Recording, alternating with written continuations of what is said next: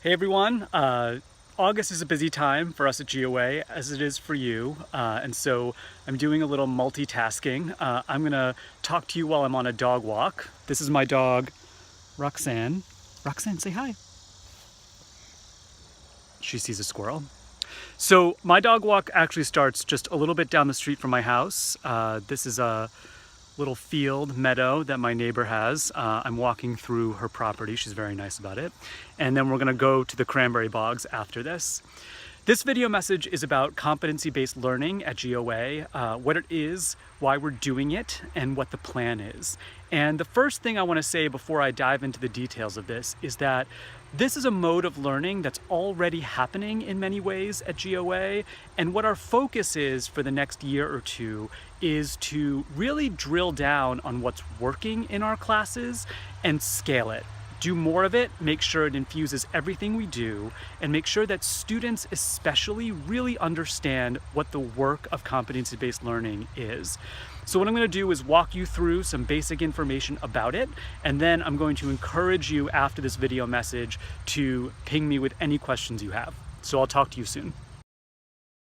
Here's the basic definition of competency-based learning, which we've taken from an educational organization I call. The key to understanding competency-based learning is that it puts the control over how and when students learn in the hands of the student. Students advance upon mastery, not after they spend a certain amount of time in a class.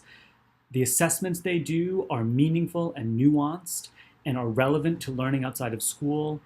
And above all, learning outcomes and competencies are the key communication tool for talking to students about how they're learning. What does this mean for learning at GOA? What it means for learning at GOA is a lot of what we're already doing, which is an open, ongoing conversation with and among students about what and how we are learning. The difference is, by committing to competency-based learning, we are committing to the language of competencies and outcomes in how we communicate to students about what our classes are about, how students are assessed, and in providing students the language and knowledge to locate their intrinsic motivation and take more control over when and how they learn. The good news is you're already doing a lot of this work. The most exciting learning happening at GOA, as you know from seeing the work of your colleagues and talking to your instructional designers, is relevant, authentic, and student-driven.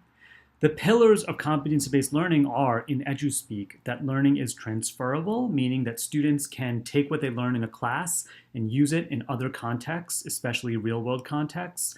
That it's transdisciplinary, that the skills that they're exercising are not limited to a single academic field, and that it's personalized.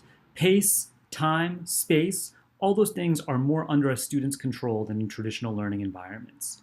This is already happening at GOA. The work is following a plan that will allow us as an entire organization to move forward and provide a common competency-based learning experience to all of our students.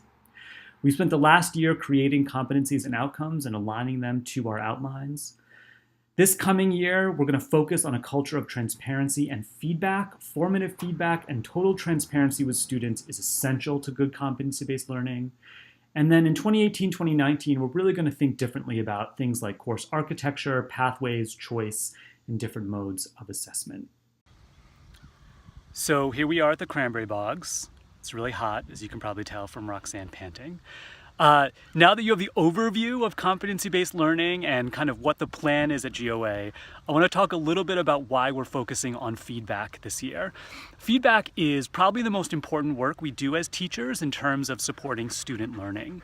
And when it comes to competency-based learning, there's certain outcomes associated with great feedback that I want to share with you and make sure we're super aware of the kind of feedback we're talking about and what it means.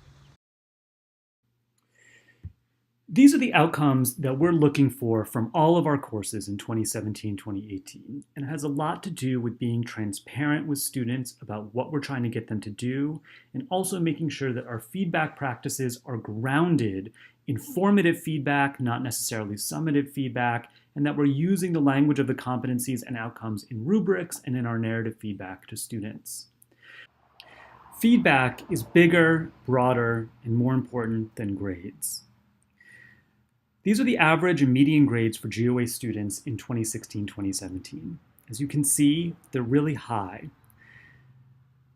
When I look at these grades, I don't think to myself, oh, GOA teachers need to grade harder or our courses need to be harder. I think our courses are pretty rigorous, and I also think that you guys give really good feedback. But it raises questions about the value of grades at GOA. And these grades are one of the reasons why we're committing to competency-based learning.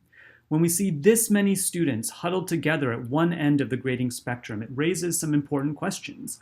What is the value of grades? What do grades actually show? When we give grades, what are we rewarding?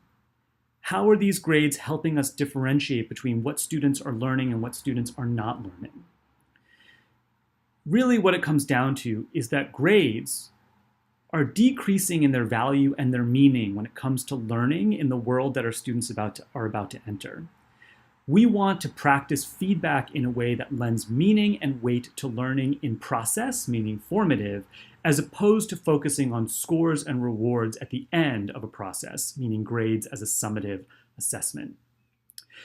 This is an ongoing process, and it's one of the reasons why we're focusing on the pedagogy and practice of feedback this year, because as we make decisions about grades at GOA, we want to make sure you as a faculty fully understand the role of feedback in the work you're doing. Hey everyone, so here we are at the last part of our walk. I'm a little sweaty, Roxanne's a little hot, and we're headed home through the woods.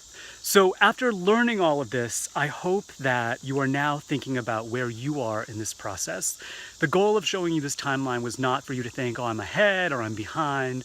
The goal was to think about where you are as an educator around thinking about these concepts of competency-based learning and feedback, and also to encourage you to talk to your instructional designer about where you are and where your course is at GOA around this work. So I hope this video was helpful. I encourage you to reach out with questions, and I look forward to our focus on feedback in 2017-2018. Thanks.